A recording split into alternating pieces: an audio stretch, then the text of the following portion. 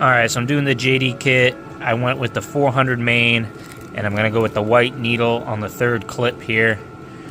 See what happens. So that's what they recommend in the book. They got the paper they send rather, so we'll see how that works. We'll start there, and then I'll keep lowering the main if I'm too rich, because I thought I was already too rich, but I'm going with their recommendations here. If you're doing this jet block kit and you need to get that to stay on, just use a little grease, wipe it off, you'll be good to go.